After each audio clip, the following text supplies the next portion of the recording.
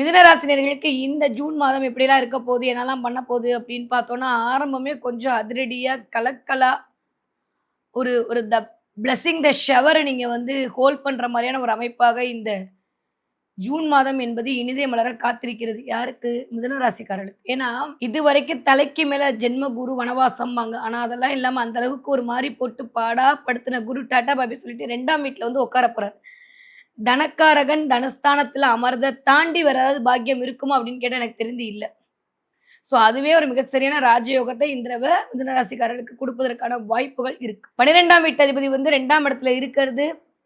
ராசிநாதன் ஆட்சி பலம் வாங்கி உட்கார்ந்திருக்கிறது.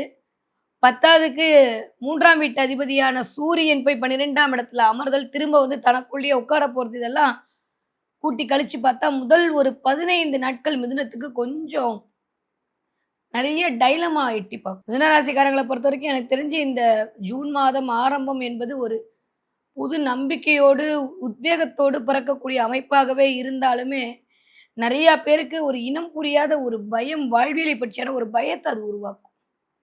எதை சார்ந்துன்னா, வேலை சார்ந்து.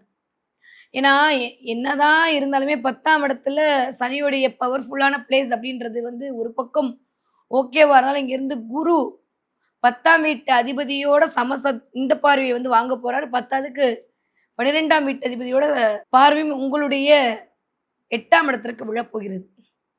ஸோ இதெல்லாம் வந்து பார்க்கறதுன்றது கொஞ்சம் செலவுகள் அதிகரிக்கும். அன்எக்ஸ்பெக்டடான செலவுகள், அன்வான்டடான சில தாட்ஸ்கள் வந்துட்டு போகும்.